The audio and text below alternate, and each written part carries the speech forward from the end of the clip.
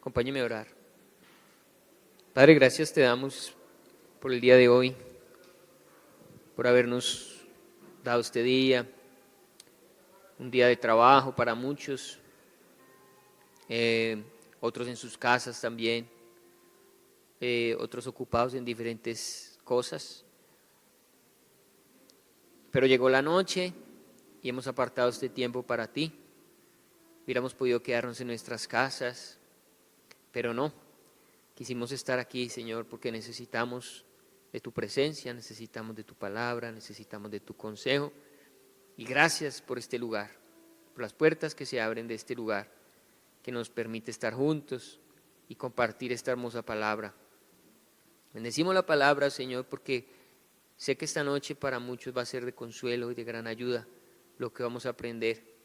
Sé que muchas cosas van a ser rotas en nuestro corazón y nos van a ayudar a librarnos de cosas que nos están impidiendo relacionarnos contigo. Declaro en el nombre de Jesús que será un tiempo nuevo y de libertad para la iglesia en el nombre de Jesús. Amén.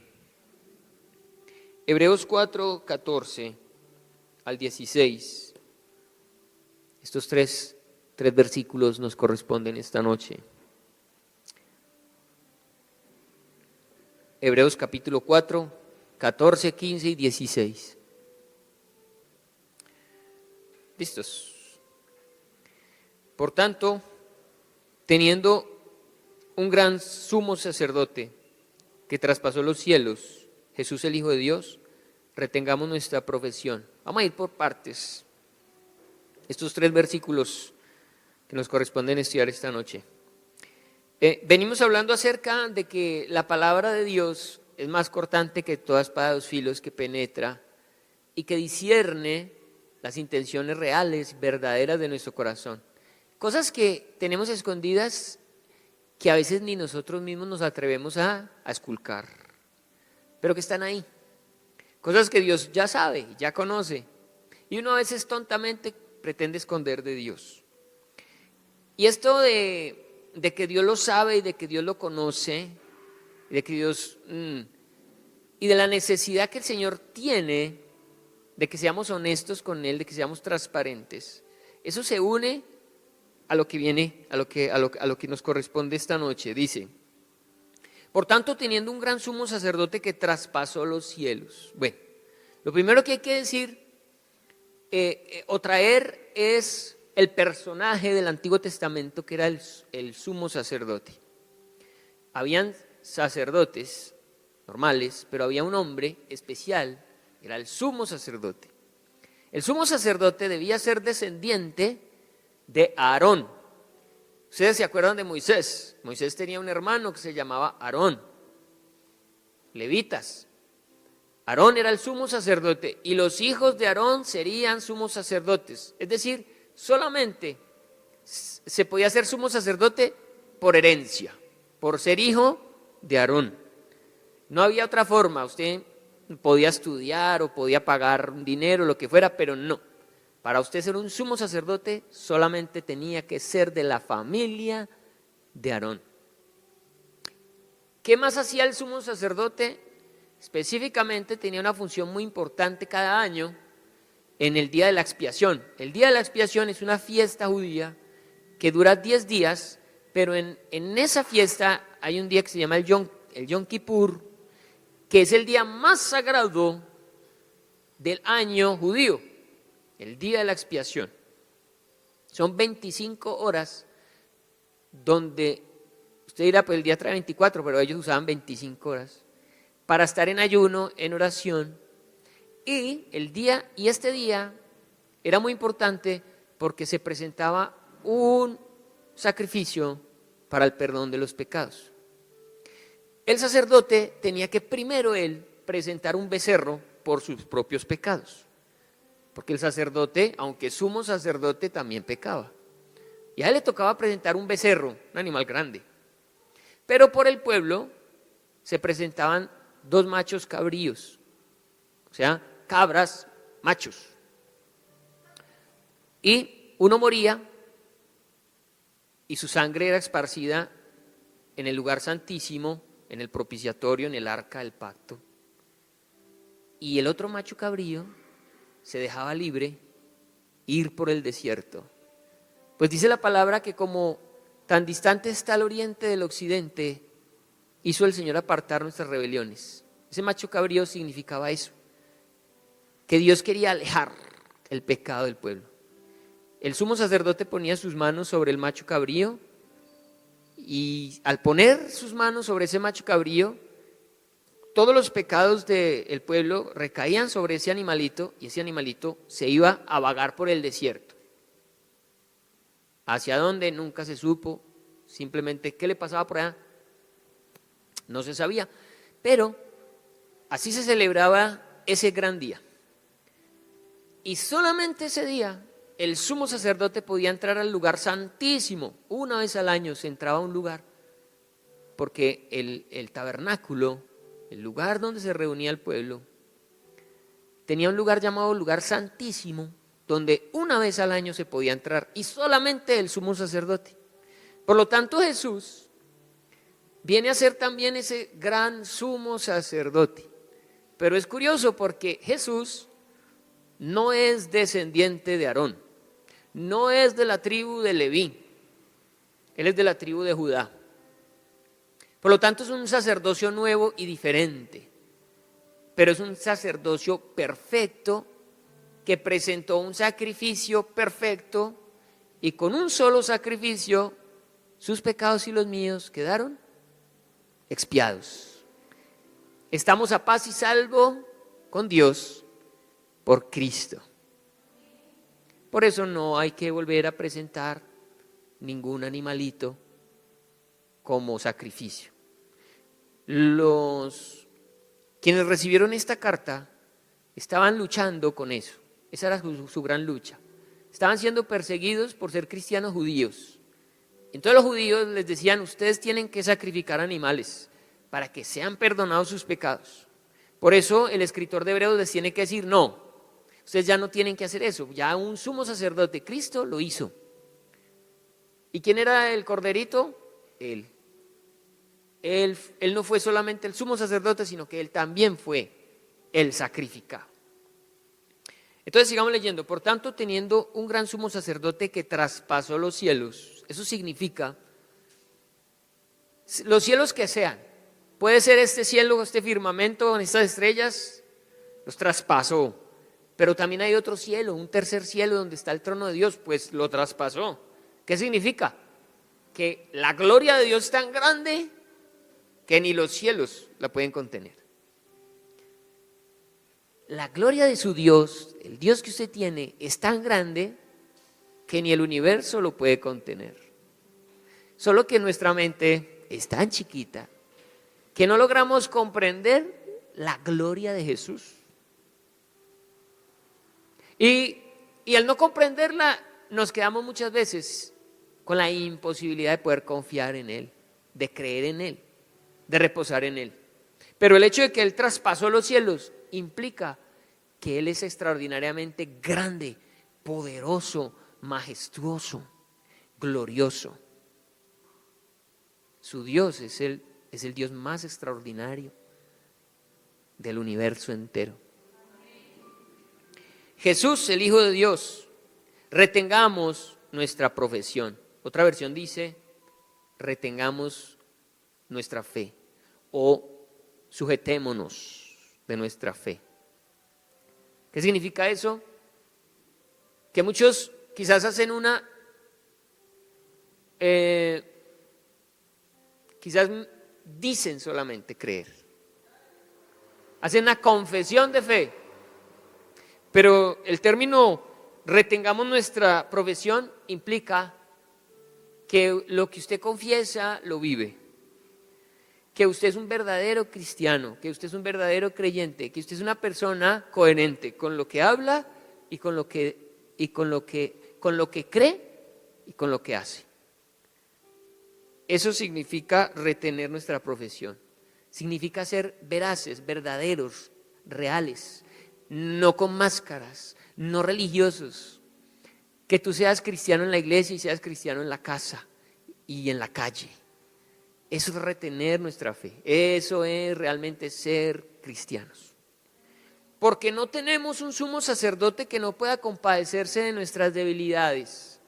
Y ahora está diciendo algo tremendo, y es que Jesucristo está en un trono de gloria, pero para compadecerse de nuestras debilidades.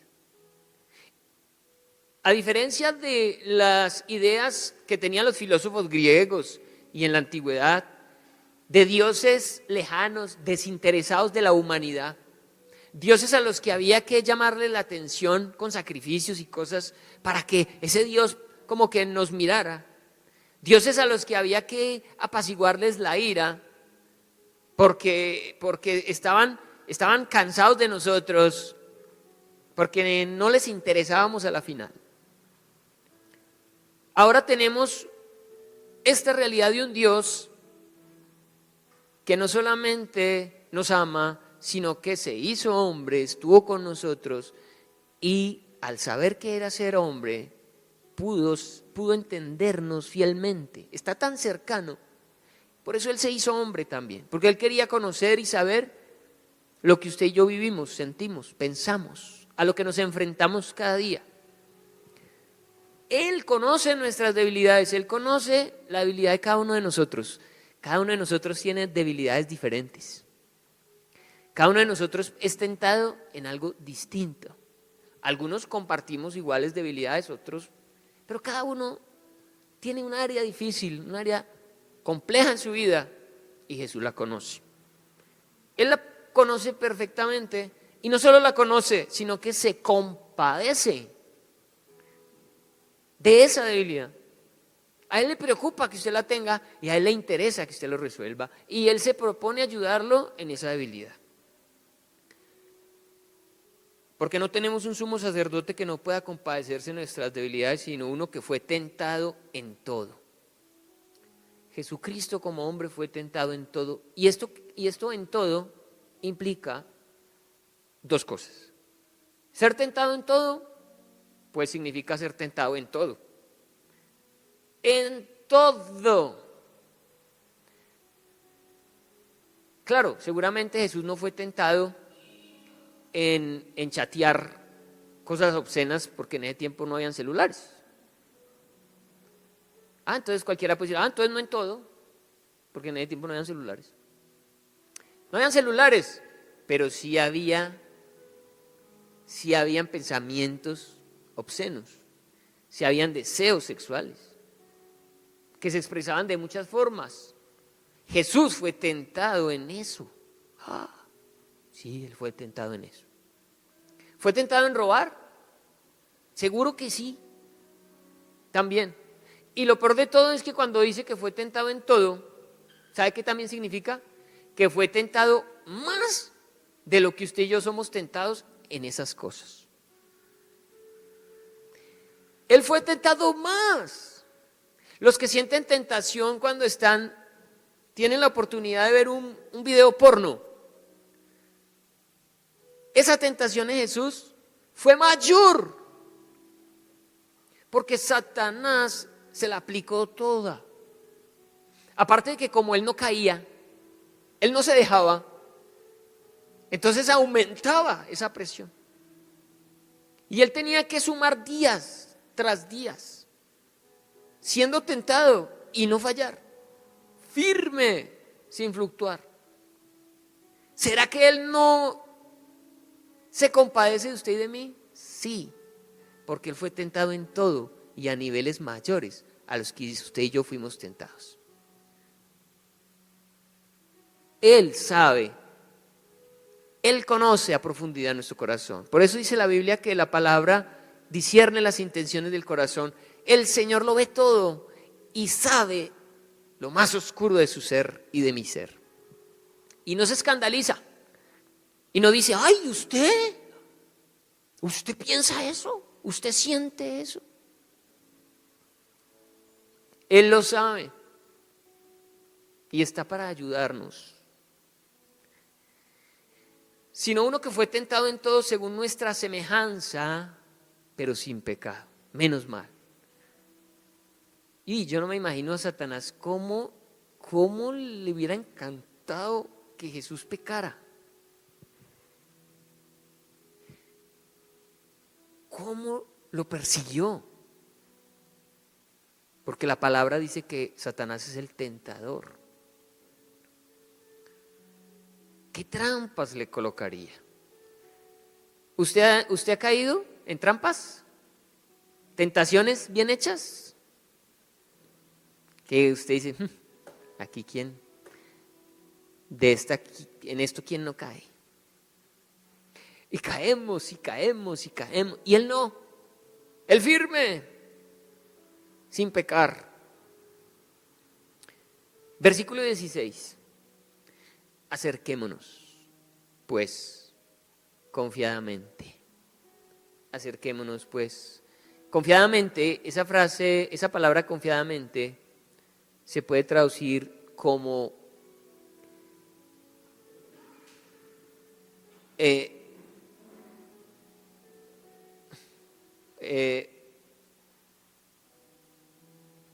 con una sinceridad atrevida.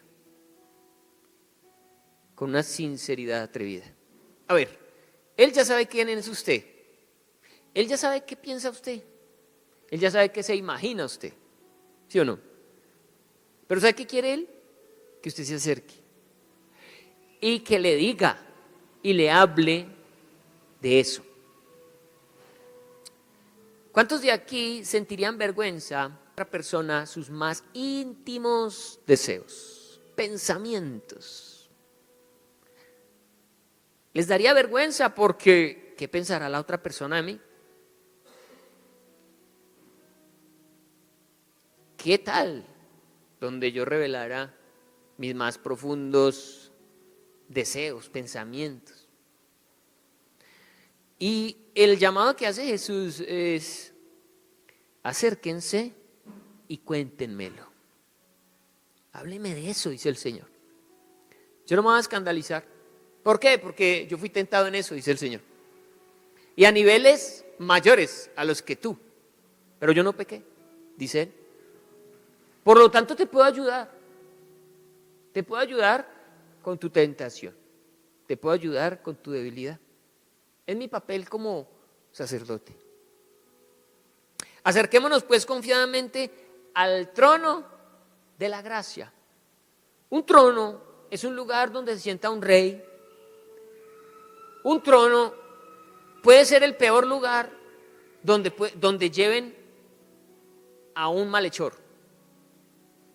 Si delante de un rey llevan un malhechor, ¿qué creen ustedes que va a decir el rey? Decapítenlo, ¿cierto? Que muera.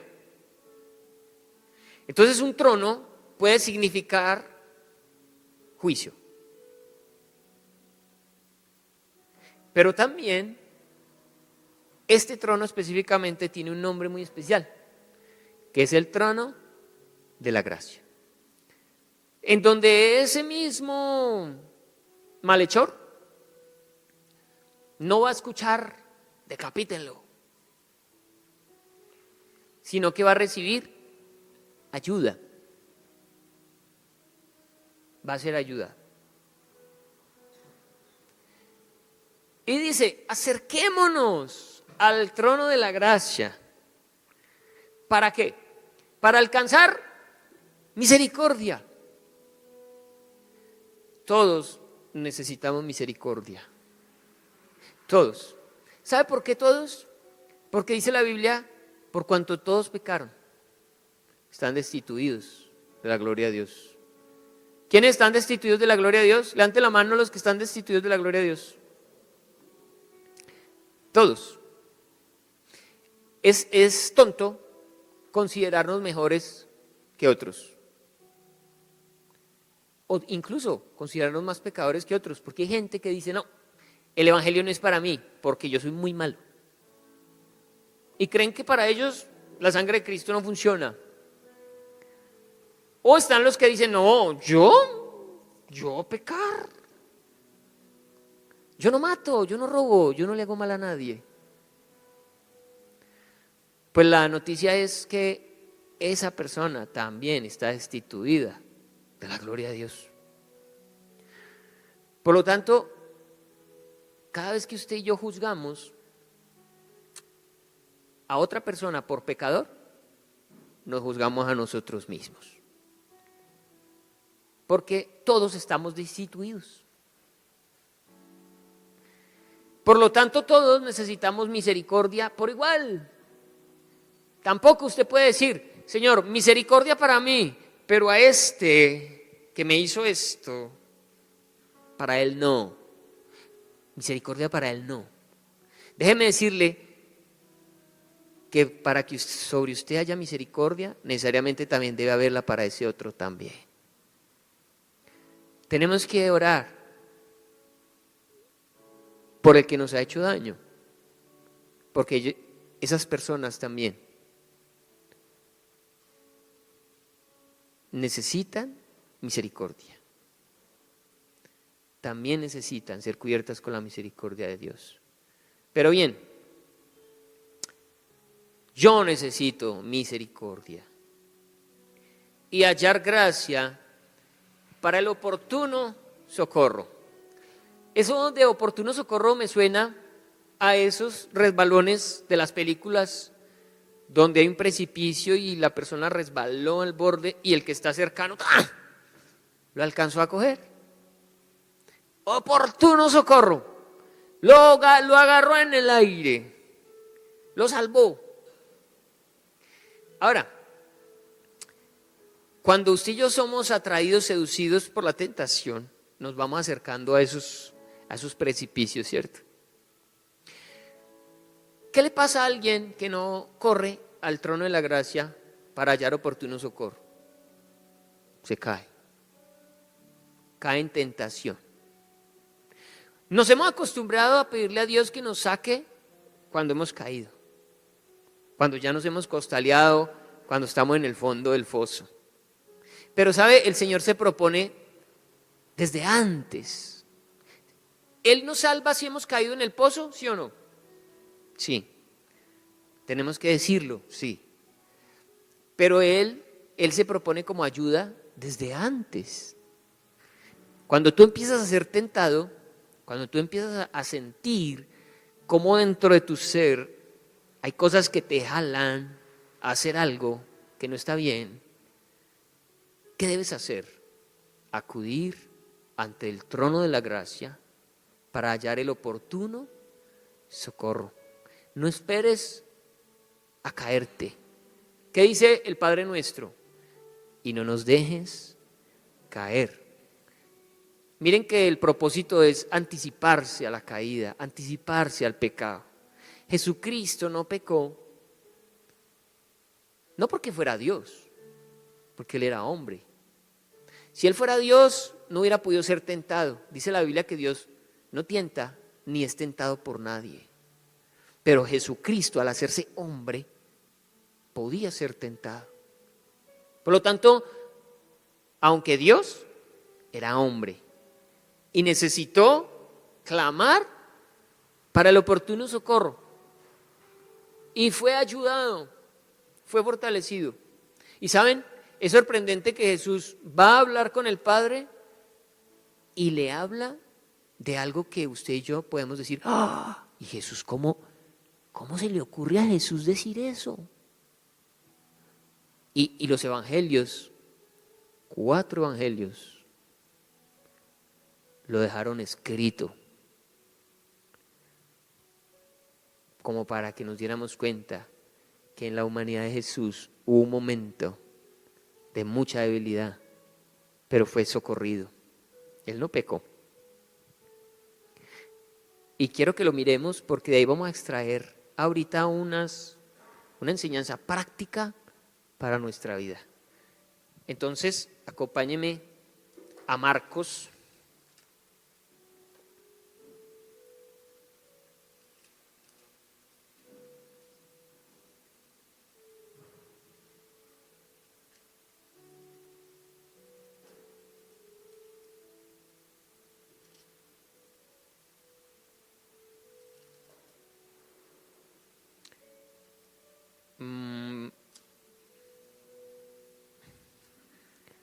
Marcos 14, 32.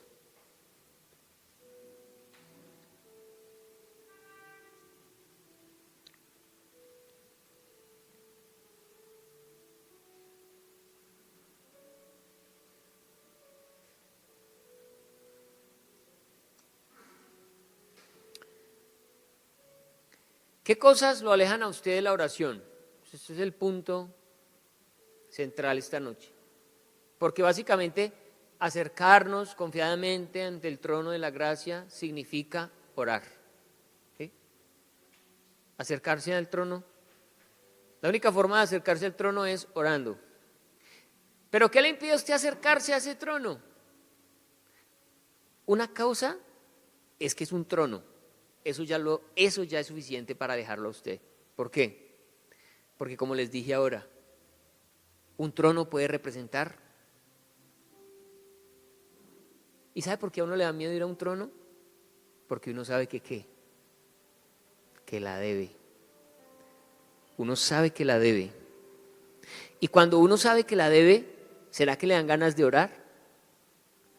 No le dan ganas de orar. ¿Será que va a llegar el día en que usted no la deba? No, usted siempre va a deber algo, usted siempre va a pecar. Por lo tanto, la oración debe estar por encima de ese sentir de culpa. La culpa la usa Satanás para alejarlo a usted a mí de la oración. Usted se siente tan culpable que a usted le da miedo ir a hablar con Dios. A usted le da miedo ir a la iglesia. A usted le da miedo hablar con el pastor. A usted le da miedo hablar con alguien en autoridad, porque usted sabe que la debe. ¿Dónde se ve eso en la Biblia? Peca Adán y Eva. ¿Qué hacen? Se esconden. ¿Por qué se esconden? Porque pecaron. ¿Y qué les generó el pecado? Miedo. Miedo. Se escondieron de Dios. Cuando tú pecas, curiosamente no te queda fácil ir ante el trono de la gracia para hallar el oportuno socorro, porque dentro de ti se van a generar situaciones y Satanás las va a usar para hacer que la oración se vuelva difícil para ti.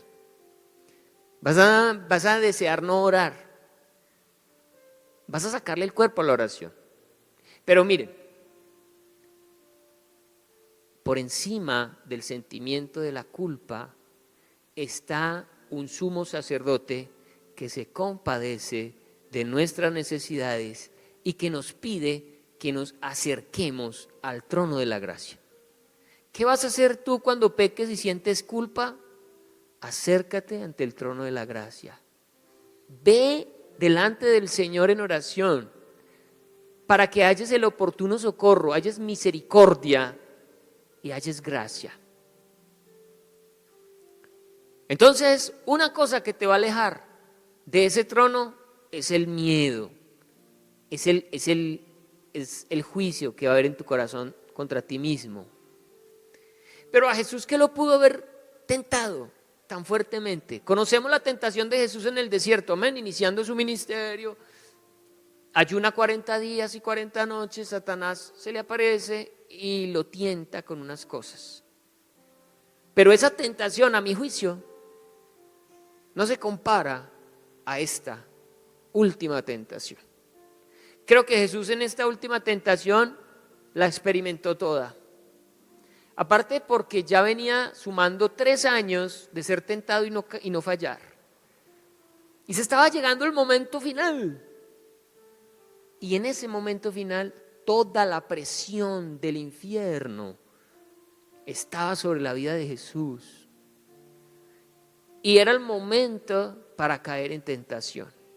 ¿Cuál creen ustedes que pudo ser la tentación de Jesús? Leamos. Vinieron pues a un lugar que se llama Getsemaní y dijo a sus discípulos: sentaos aquí, entre tanto que yo oro. Y tomó consigo a Pedro, a Jacobo y a Juan y comenzó a entristecerse y a angustiarse. Jesús era un hombre como usted y como yo, tentado como usted y como yo, que también se entristecía y también ¿qué? Se angustiaba. ¿Qué tan triste y qué tan angustiado estaba? El mismo texto lo va a decir. Pero la pregunta es, cuando tú estás triste y cuando tú estás angustiado, ¿oras? ¿Oras?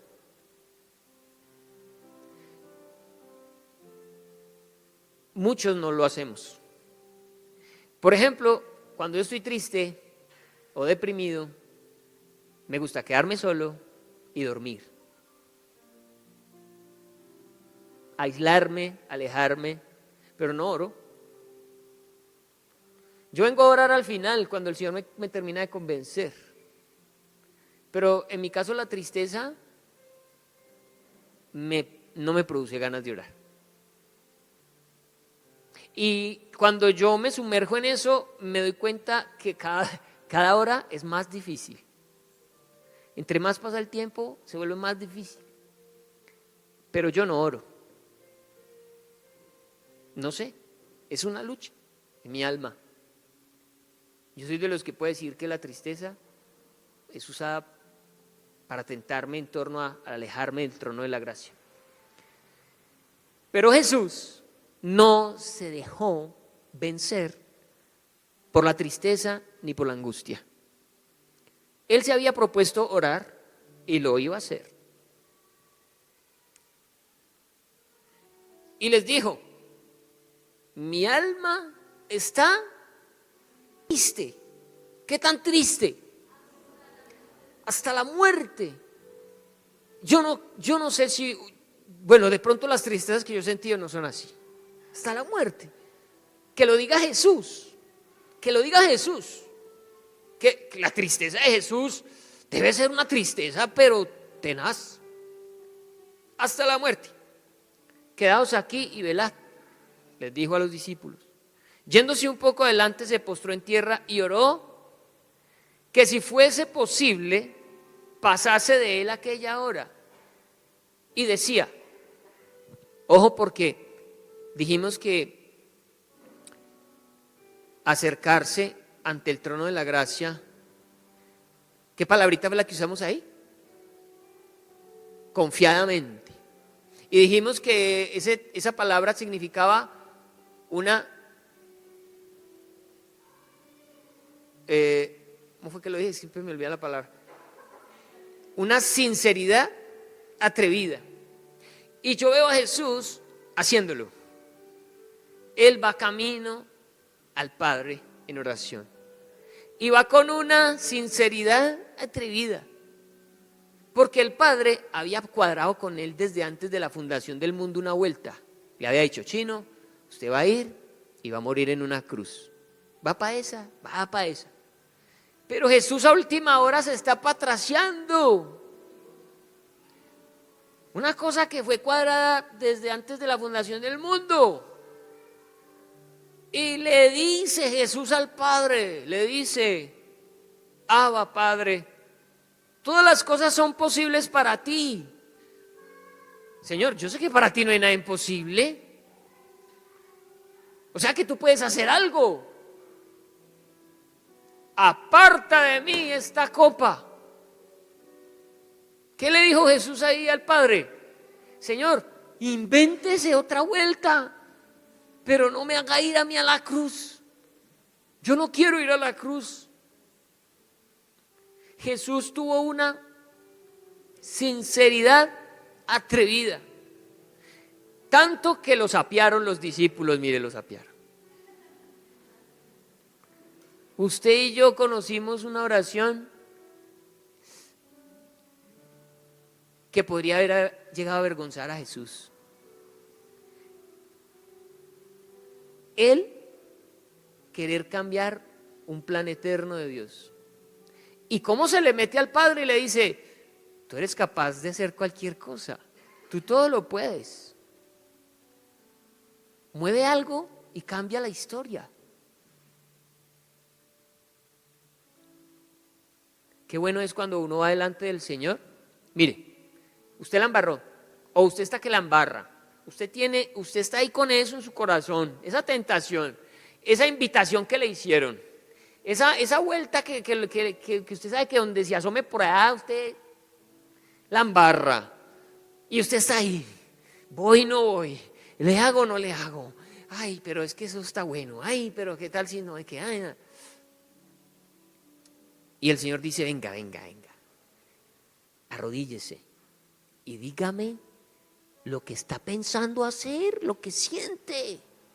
eso queda aquí entre nos. Aquí no hay discípulos que lo van a sapear a usted en ningún evangelio. Porque hay cosas que dan pena decirle a Dios. Uy, son tan feas de nosotros mismos, que uno incluso mira si de pronto dejaron cámaras o un micrófono ahí en el cuarto. Porque donde sepan lo que yo estoy diciendo, ¿sí o no? Y el padre dice, hágale chino fresco, vomite, diga lo que tenga que decir. ¿Sabe por qué? Porque él ya sabe. Lo peor de todo es que él ya sabe. Él ya sabe lo que usted quiere hacer. Pero él quiere que usted se lo diga, porque el que tiene que acudir es usted. Él no puede acudir por usted. Él ya hizo su parte. A usted le toca acudir y decir, Señor, vengo a que me dé socorro porque estoy que la embarro. ¿Y qué va a pasar? Dice la palabra que va a venir misericordia y la gracia lo va a cubrir a usted y lo va a socorrer.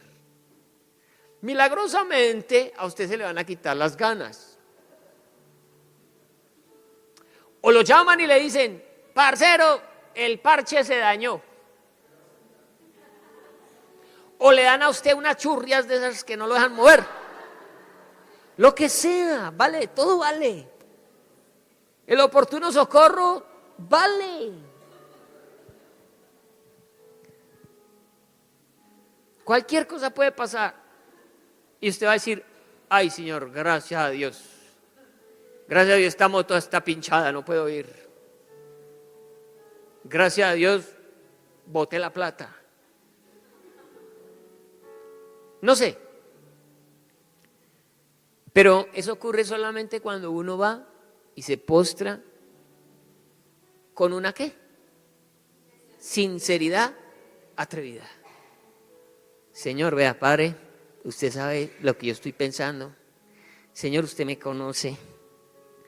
Jesús dijo, Señor, si es posible, pasa de mí esta copa. Yo no quiero ir a la cruz. Señor, invéntese otra cosa. Que él hubiera dicho eso y hubiera dicho, ¡ah!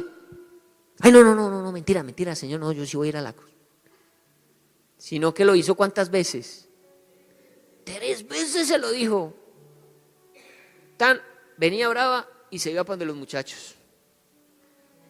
¿Y cómo estaban los muchachos? Dormidos. Volvía y se arrodillaba y ¿qué le decía? Padre, si es posible, pasa de mí esta copa. No se haga mi voluntad sino la tuya. Yo creo que él apretaba los dientes cuando decía, no se haga mi voluntad sino la tuya. Porque a uno le da miedo la voluntad de Dios. Pero la voluntad de Dios es buena, agradable y perfecta. 3 veces Jesús fue delante del Señor y le dijo esto.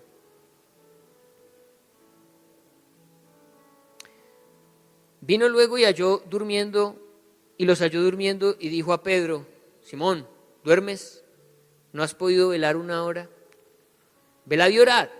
¿Para qué? Para que no entréis en tentación. ¿Sabe que Jesús sabía que estaba siendo tentado? Y el consejo que le da a sus discípulos es lo que él está usando. Él está orando porque él sabe que puede caer en una tentación. ¿Cuál era la tentación de Jesús? Se llama salir corriendo. Salir corriendo. Diría Jesús, a aquellos los dejé lejos. Estos están dormidos. Por aquí que es más fácil. Y al otro día los discípulos, ¡ay, y el maestro! ¿Cómo que se fue? Y Jesús fue escondido quién sabe dónde.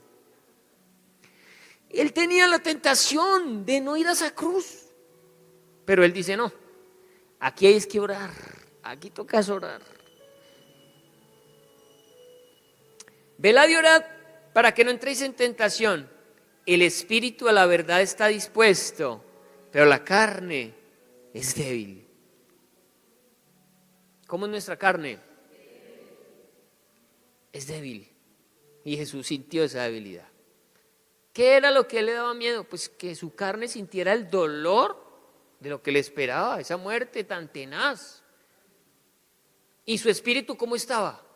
Dispuesto, porque él sabía lo que significaba la muerte suya para nosotros. Pero él tenía carne. Y su carne le decía, su mente le decía, ay, ¿qué va a hacer usted tan bobito? ¿Qué va a ir por allá? Que lo maten, que lo escupan, a que le pongan una corona de espinas. Pss. Usted es Dios, ábrase, váyase. Porque la carne nos dice cantidad de cosas. Otra vez fue y oró diciendo las mismas palabras. Al volver otra vez los halló durmiendo, porque los ojos de ellos estaban cargados de sueño y no sabían qué responderle. Vino la tercera vez y les dijo, dormid ya y descansad. Basta, la hora ha venido. He aquí el Hijo del Hombre es entregado a manos de los pecadores. Pero a mí me da risa porque yo no sé qué tiempo pasó en el 41 al 42. Porque en el 41 les dice, dormid y descansad. Y en el 42 dice, levantaos, vamos.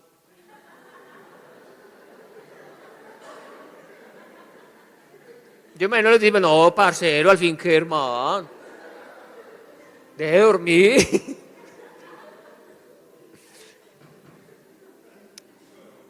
Levantaos, vamos. Se acerca el que me entrega. Pero entonces en la escena no solamente está la tentación de Jesús. ¿Quiénes también fueron tentados? Los tres que estaban con él, Pedro, Jacobo y Juan. ¿Cuál era la tentación? Dormir. ¿Era momento de dormir? No, pues es que el maestro está angustiado, nos necesita, está angustiado hasta la muerte. ¿De dónde le sale a uno sueño? Si a usted lo llevan a cuidar a alguien a urgencias, ¿usted cómo está fuera de ese consultorio? Usted está en la jugada esperando cuando salen a decirle alguna cosa, ¿sí o no? Pero ellos se durmieron. En el momento más crítico, más duro, más terrible para Jesús, los tres amigos se durmieron. ¿Por qué? ¿Por qué se durmieron? La respuesta en Lucas. Lucas cuenta la misma historia, pero nos dice por qué fueron tentados.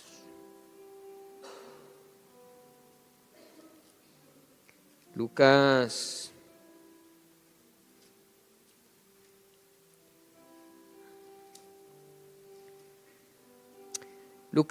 22, 39. Y saliendo se fue como solía al monte de los olivos y sus discípulos también le siguieron. Cuando llegó a aquel lugar les dijo, orad que no entréis en tentación. Y él se apartó de ellos a distancia como de un tiro de piedra y puesto de rodillas oró diciendo, Padre, si quieres pasa de mí esta copa, pero no se haga mi voluntad sino la tuya. Y se le apareció un ángel del cielo para fortalecerle. ¿Amén? ¿Vino o no respuesta de Dios? Cuando usted va a orar, ¿hay socorro? Hay socorro. Cuando usted siente temor de orar, vaya ore. Mire, nunca, jamás, de los jamases, bajo ninguna circunstancia, el Señor va a querer que usted no ore. Jamás. Que usted dice, pero es que yo siento como que se tapa los oídos, como que no me quiere oír, como que hoy le caigo gordo, como ayer la embarré, entonces claro, él me cerró la puerta. Y usted intenta orar y usted como que no. Y usted le atribuye eso a Dios. Es él el que está enojado. Es él el que no quiere hablar conmigo. Déjeme decirle que usted tiene que sacarse de la mente eso. Porque el texto es muy claro cuando dice, acercaos al trono de la gracia. Porque es un trono de misericordia, es un trono de gracia. No es un trono que se va a cerrar cuando no avisa, no. está abierto, es su sensación, es su mente, es su alma la que se inventa eso, es Satanás también diciéndole, culpándolo, señalándole lo que usted está haciendo mal, para que usted no ore, porque claro, él sabe que después de orar, ¿qué ocurre? ¿Qué viene? Socorro, viene socorro, la situación cambia. Mire, toda situación después de que usted ora, cambia. Es otra. Sigue siendo la misma mientras usted esté callado. Pero cuando usted ora por la situación, lo que sea, esa situación cambia. De una. Y comienza Dios a obrar, a traer socorro, a traer ayuda. Aquí dice la palabra que envió un ángel que le comenzó a dar fortaleza a Jesús. Era un ángel porrista. Alabío, alabado, alabé, bombao, Jesús, Jesús. Dame la J, dame la E. Ánimo Jesús, que nada se ha perdido. Con una crucifixión más ganaremos el partido. Le daba ánimo a Jesús. Y Jesús fue fortalecido. Él oró 3 veces.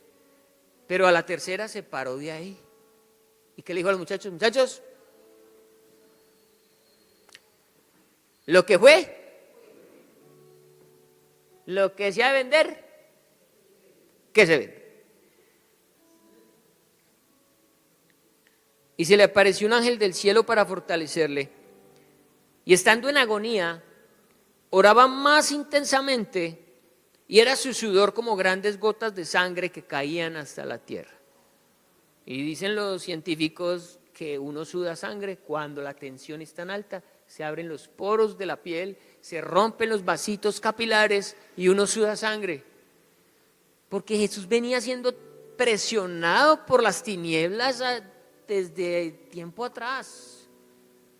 Y él soporte y aguante y no cesaba y no caía y no desmayaba, pero ya era el límite, era lo máximo ya. Mire, yo le digo, usted y yo hubiéramos tirado la toalla hacía pero rato. ¿Usted no se ha dado cuenta lo fácil que bota usted la toalla?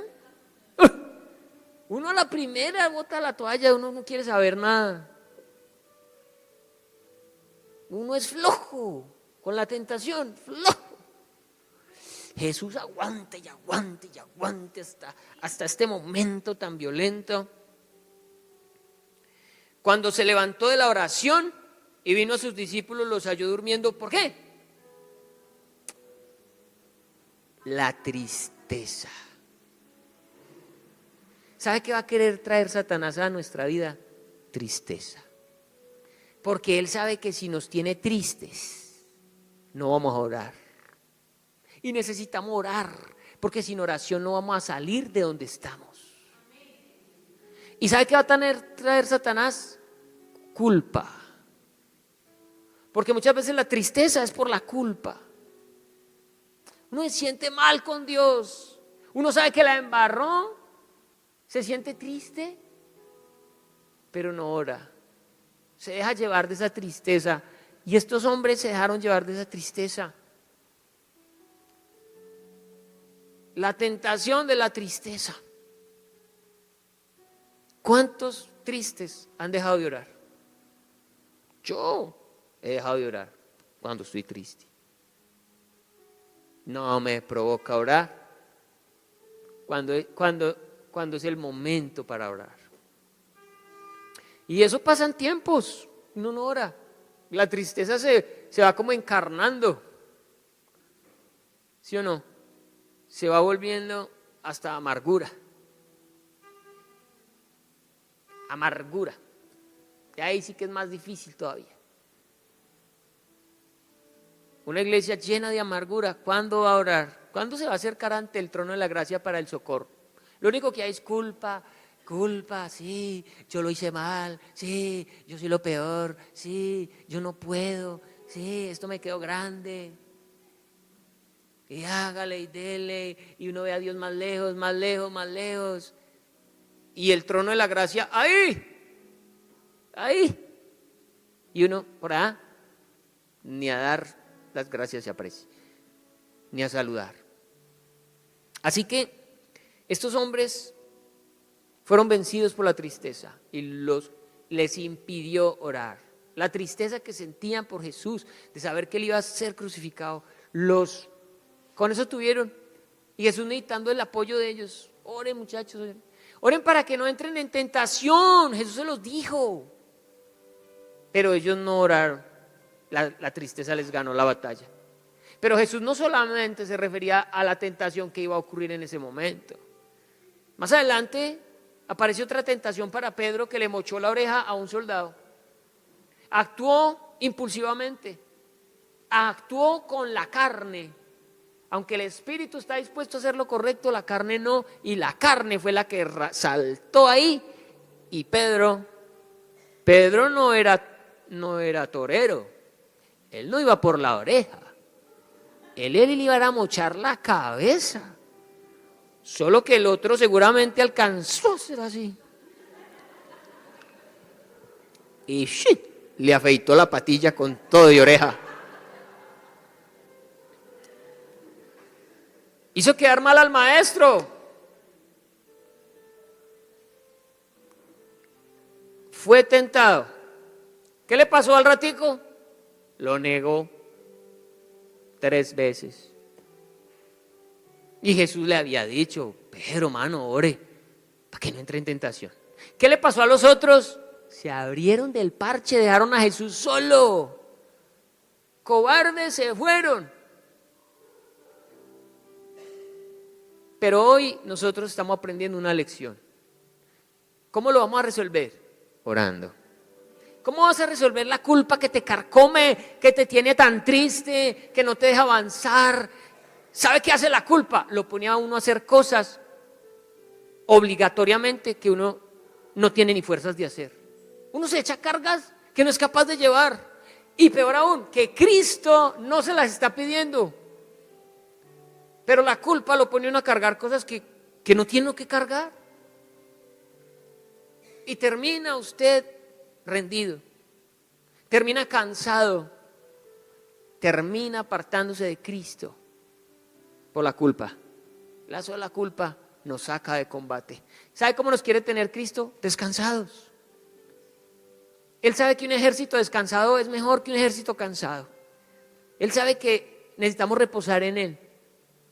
Cuando Él nos llama a su reino, nos llama a un reino de paz.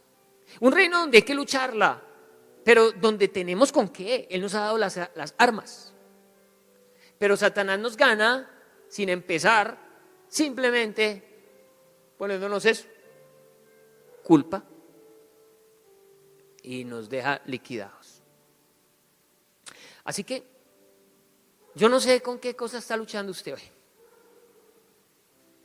pero sí sé que el Señor nos está llamando a disfrutar del trono de la gracia. Él se propone como sumo sacerdote, Él que traspasó los cielos, lo hizo para su bienestar y para el mío, lo hizo para su descanso y para el mío, lo hizo para su paz y para la mía, lo hizo para que viviéramos en su reino contentos, confiados en Él, no cargando cosas que no tenemos por qué cargar, muertos que nos echan encima, que no matamos, pero la culpa nos los hace cargar. ¿Cómo lo vamos a resolver? Hay que ir. Señor, yo me estoy sintiendo así. Señor, yo estoy pensando esto. Señor, si esto sigue así, yo no aguanto. Señor, yo siento esto. Pero hay que hacerlo. ¿Oraste esta mañana? ¿Oraste hoy? ¿Oraste ayer? ¿Has dejado de orar entonces? Hay que volver a orar. Hay que retomar la oración sincera. Esa oración. Dígale al Señor eso, fresco, tranquilo. Él está acostumbrado a escuchar unas cosas. Dígaselas. Descansa usted. Recibe nuevas fuerzas. Vienen los ángeles del Señor y lo reconfortan. Porque hemos hablado de los ángeles y existen. Cristo es mayor que los ángeles, pero dice la Biblia que ellos son enviados a favor de nosotros.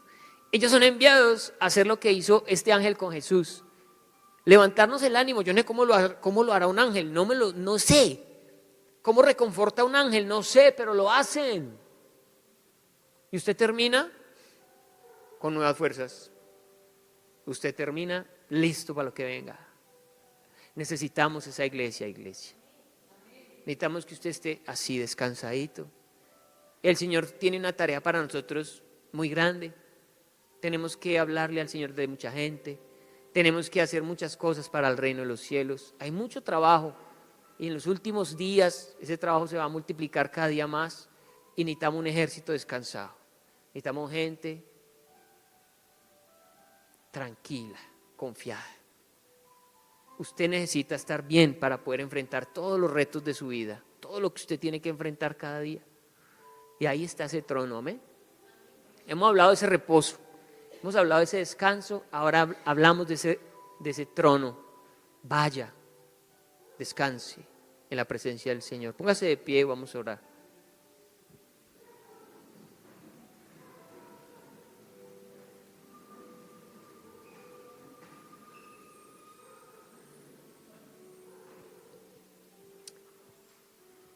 ¿Sabes cuál es la mejor cura para la culpa?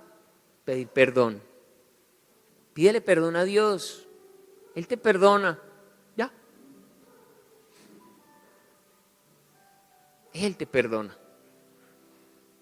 Él te va a decir, yo te perdono, vete, no peques más. Yo te perdono. Quizás alguien esta noche necesita oír eso de Dios. Yo te perdono.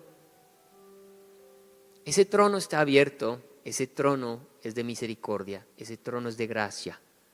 Significa perdón, significa reconciliación. Significa que lo que le debes a Dios quedó saldado. Significa que puedes estar tranquilo. Cierra tus ojos.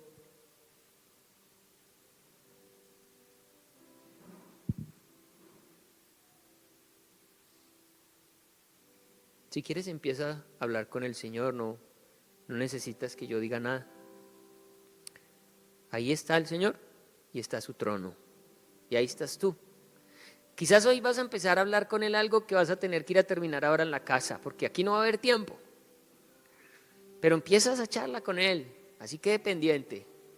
Y le dices, ahorita que llegue a mi casa, Señor, te termino de contar. Ay, qué delicia es hablar con Él. Ay, qué descanso hay cuando uno le puede decir todo lo que uno siente y piensa. Así sea atrevido, así sea algo terrible. Pero depositar esas cargas en Él, descansar, pedirle perdón. Bienaventurado, dichoso el varón que es perdonado, dice la palabra, cuya transgresión ha sido perdonada. Qué dicha es el perdón de Dios. Qué bueno es saber que tú puedes hoy decirle, perdóname, Señor, yo me arrepiento. Yo hice eso hace tanto tiempo y aún cargo con eso. Y hoy entiendo que tu palabra dice que tú no quieres que yo cargue con esa culpa, que tú en esa cruz llevaste ese pecado. Yo te pido perdón. Perdóname. Perdóname por haberlo hecho, haber dicho, haber actuado de esa manera, haber herido a esa persona, haberme robado esto, no sé.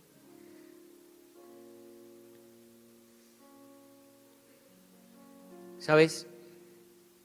Confiésalo para que Satanás ya no tenga que venirte a molestar, a juzgar. La palabra dice que ya no hay condenación para los que están en Cristo Jesús. ¿Quién condenará? Cristo es el que justifica. Y Él esta noche te justifica por acercarte a Él con fe ante el trono de la gracia. Descansa, reposa, confía. No tienes que hacer lo que estás haciendo. Él no te está pidiendo sacrificios. Por la culpa has estado haciendo eso que te tiene hoy tan cansado. Pero Él no te está pidiendo que hagas eso. Él ya lo hizo por ti. Él ya pagó por ti. Solo tienes que ir y decirle: perdóname, Señor, me arrepiento. Perdóname por lo que hice. Líbrame, transfórmame, cámbiame. Hazme libre de esta culpa, hazme libre de este peso. Quiero descansar en tus brazos de amor. Quiero que hoy me entregues el oportuno socorro, Señor. Socórreme. Te necesito, Señor. Estoy cansado y no puedo más.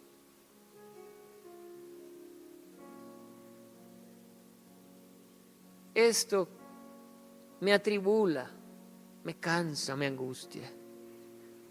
Hoy decido acercarme a ese trono de la gracia. Hoy decido creer en ese sacerdocio eterno tuyo, que se compadece de mis debilidades, que no estás para juzgarme, estás para perdonarme, estás para liberarme de mi pecado, Señor. Hoy yo descanso y reposo en ti, Señor. Que se haga tu voluntad en mi vida. Ayúdate cada día en oración porque te necesito. Quiero descansar en ti, Señor. Quiero descansar.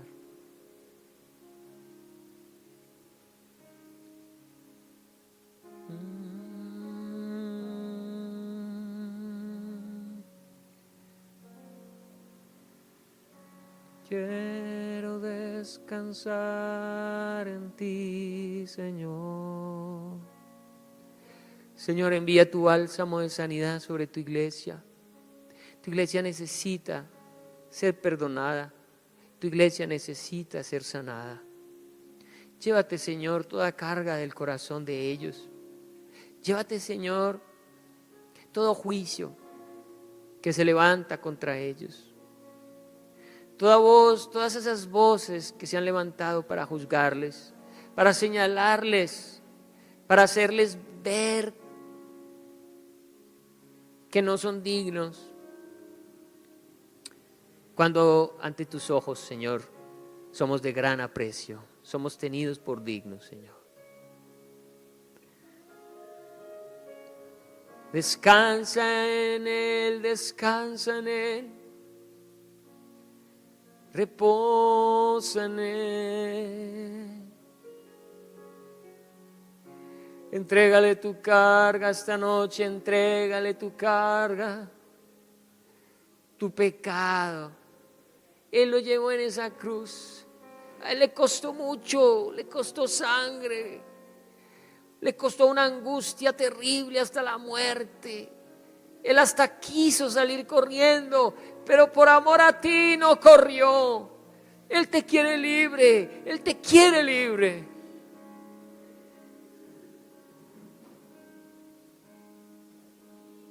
Sopla tu viento, Señor. Sopla tu viento, Señor. Llévate, Señor, lo que estorba. Llévate las hojas secas, Señor. Limpia, Señor, tu viñedo. Trae sanidad a los corazones esta noche. Sopla tu viento de amor, Señor. Canta de amor alrededor de nosotros esta noche. Y quita toda carga del corazón. Trae consuelo. Trae reposo, Señor. Alivia nuestras cargas. Perdónanos, perdónanos. Perdona lo que no hicimos bien. Perdona lo que dijimos. Nos arrepentimos, Señor. Extiende tu perdón. Extiende tu misericordia, extiende tu gracia. Hoy, Señor, venga ese socorro sobre los corazones que lo están necesitando. Corazones al borde del abismo, que no resisten, que no aguantan más, Socórrelos, Señor, socórrelos con tu amor. Socórrelos con tu gracia, con tu perdón, restáuralos.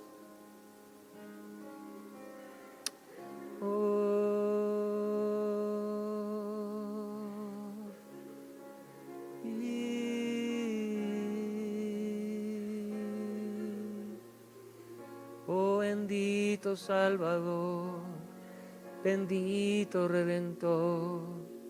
Te damos gracias, Señor, por ese oportuno socorro, por los que estaban en tentación, por los que iban a caer, por los que han caído ya, pero que se quieren levantar, los que quieren caminar en rectitud. Levántalos esta noche. Levanta a tu pueblo, Señor. Transforma a tus hijos, Rey. Gracias, Señor, gracias por ese silbo apacible de tu Espíritu Santo, por ese amor con que nos abrazas esta noche, por esa esperanza que hay en ti, por haber hecho ese milagro en esa cruz, haber llevado esa carga, ese pecado, ese dolor.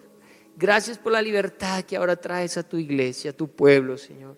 Declaramos que esta es una iglesia que camina descansada, Señor, hacia tu voluntad, haciendo lo que tú nos pides, amándonos, predicando tu palabra, en la sencillez del evangelio, Señor. Quita toda carga de tu pueblo, Señor. Que te sirvan con libertad, que te sirvan con gozo, no por obligación, no por juicio.